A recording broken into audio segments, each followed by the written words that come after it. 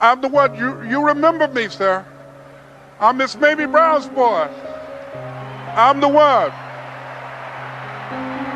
I'm the one.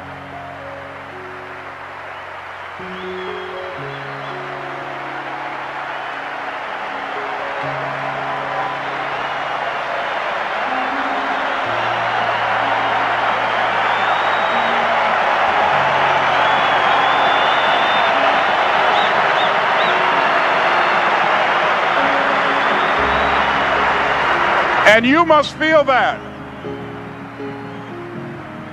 that's why you're here, because you are the one.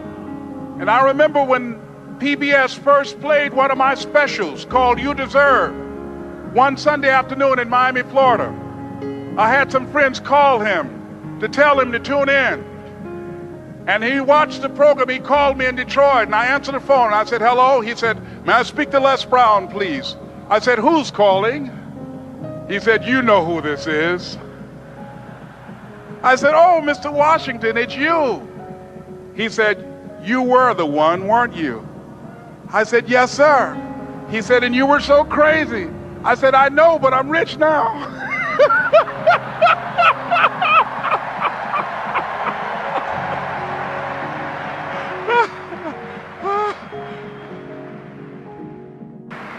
Ladies and gentlemen, it's not going to be easy.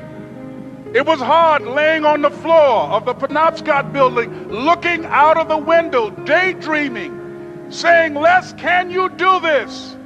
Can you make this happen? I used to listen to tapes day in and day out about See You at the Top, my great friend Zig, and Dennis Waitley, and different other motivational speakers, and Dr. Norman Vincent Peale.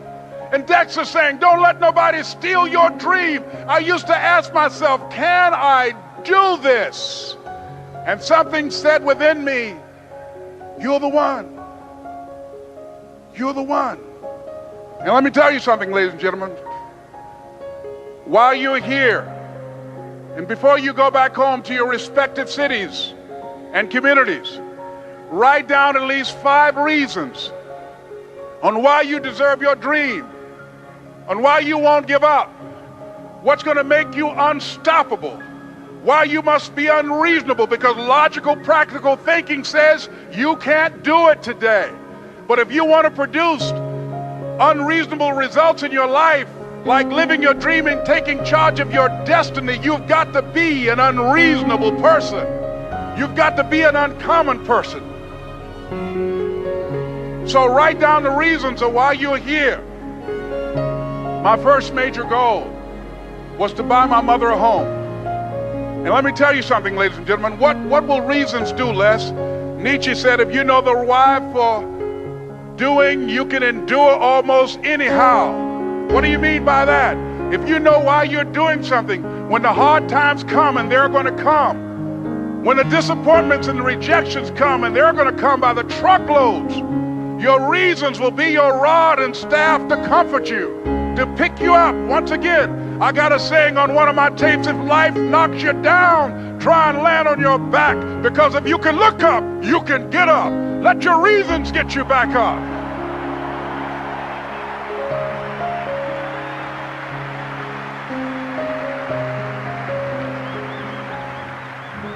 I remember when I bought the home for my mother, and she came out of the car. When I opened the door, I said, Mom, I think I know these people in this house.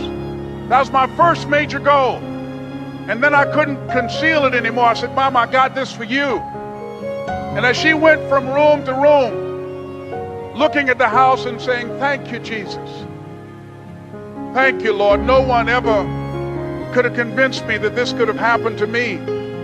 And she looked at me and she said, Leslie, and you caused me so much problems as a boy. You were always into stuff. She said, no one could have convinced me that day when I walked in that house and this lady was holding you and your brother. And she said, ma'am, I want you to promise me 2 things. And she said, what is it? She says, 1, promise me that you won't separate them. She said, I want them raised together. I want them to know each other. I got pregnant while my husband was away in the war, and I can't keep them. promise me that you won't separate them. She said, I promise I won't. I've never had children. I promise I won't separate them. And she said, promise me that you'll never tell them about who I am, because if my husband ever found out, he would kill me. She said, I promise. And she said that she gave them to us, and she kind of cried, and she was walking out the door, and she looked at my adopted mother. She said, remember, don't you separate them. She said, I swear to God, I won't separate them. I'll keep them together. And she said, as I held y'all in my arms, I never had any children of my own. I didn't know how I was going to do it, but I knew with the help of God, I will do it. And ladies and gentlemen, my mother had a dream of having children and raising us. She didn't know how she was going to do it. You're going to be just like that. And some of you are already there. Well, you don't know how you're going to make this happen, but you just feel within yourself some way, somehow, with the help of God, I'm going to make it happen. Repeat after me, please. No matter how bad it is, or how bad it gets, I'm going to make it. I'm going to make it.